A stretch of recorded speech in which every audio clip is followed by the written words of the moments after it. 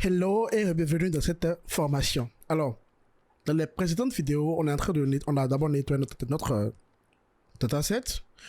Puis, dans la précédente vidéo, on a appliqué tout ce qu'on a vu dans la partie précédente, la partie introduction NLP. Donc, du coup, on a fait la tokenisation.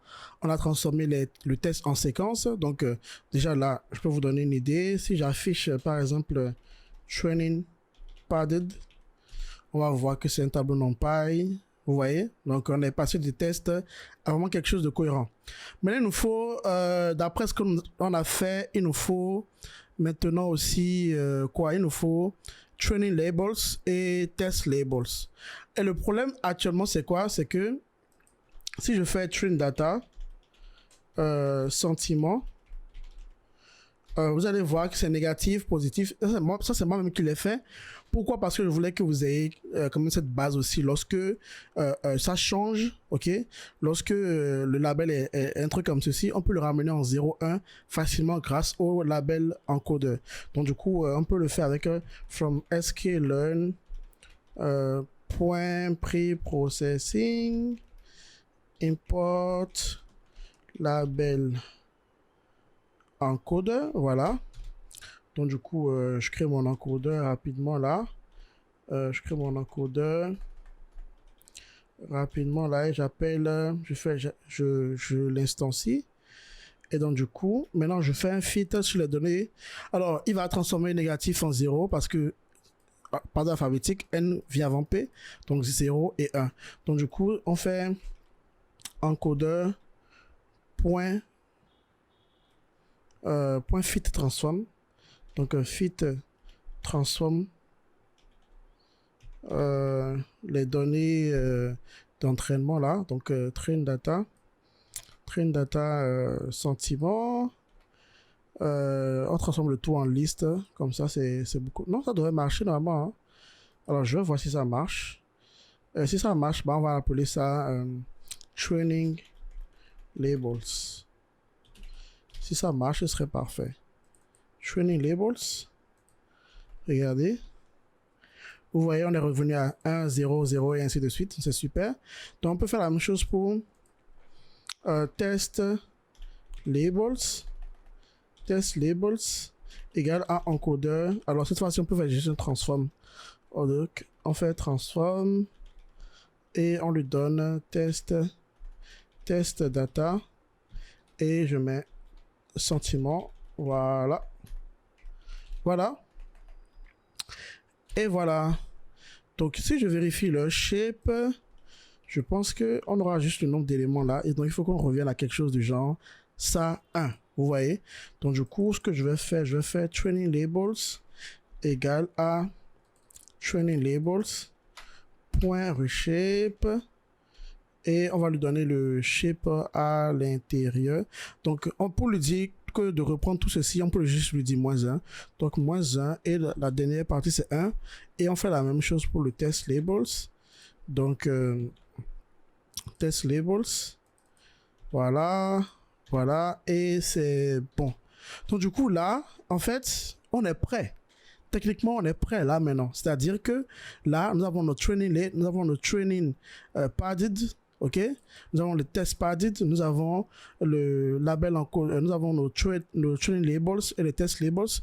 Donc littéralement, on peut même déjà passer au modeling.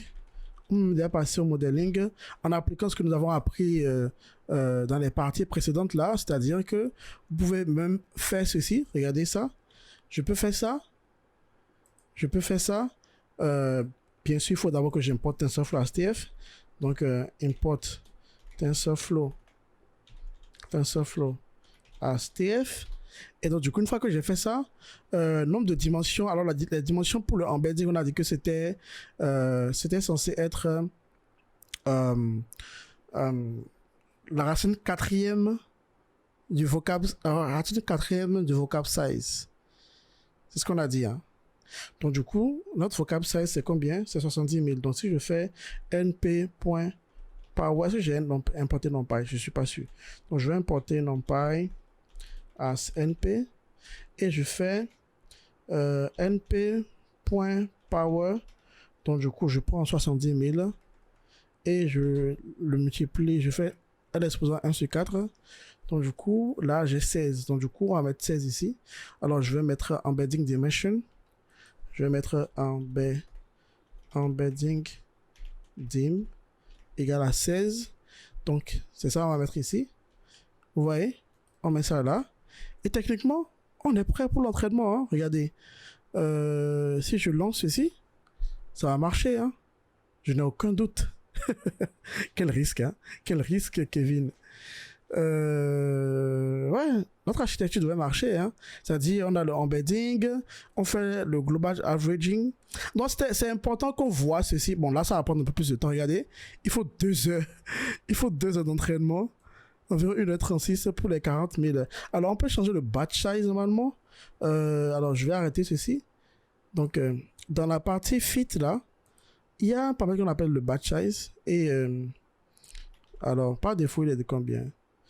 Batch size, vous voyez. Donc, le nombre d'éléments qu'on prend à chaque fois. Donc, alors, je vais voir ici. Regardez ici, par défaut, le batch size il est de combien? Oh, le batch size, c'est none. Non, il a une valeur par défaut. Il a une valeur par défaut. Je sais qu'il a une valeur. Je pense que c'est 32. Voilà, batch size will default to 32. Donc du coup, nous on va avoir un batch size qui est un peu plus conséquent. Donc du coup, moi je vais lui mettre un batch size de 512, 1024. 1024, ça devrait réduire. Alors, virgule ici, j'ai oublié. Ça devrait réduire le temps d'entraînement normalement. Et même là, comme c'est juste pour tester, ce que je peux faire, je peux me mettre 2028 et dans 2048 du coup. Et pour la patience, alors je vais mettre une patience de 2 époques seulement. Donc si le val accuracy ne s'améliore pas pour 2 époques, on va arrêter d'entraîner. Et donc du coup, voilà, on a déjà, vous voyez là, on a appliqué tout ce qu'on a appris déjà, mais on a appris également aussi à mieux nettoyer notre dataset, à appliquer les stop words, enlever des éléments qu'on ne veut pas grâce au regex. Et donc là, on a appliqué tout ce qu'il faut pour entraîner un modèle. Et le modèle est en train de s'entraîner actuellement. Maintenant, dans la prochaine partie, nous allons voir maintenant les réseaux neurones récurrents vraiment, parce que là, on va essayer de montrer la faiblesse de cette manière de faire là. Ok, ce qu'on est en train de faire là, on va montrer sa faiblesse et amener un nouveau type de couche de réseaux de neurones qui sont des réseaux neurones récurrents qui vont nous aider à avoir un résultat meilleur. Donc, c'est ce que nous allons faire dans la prochaine vidéo.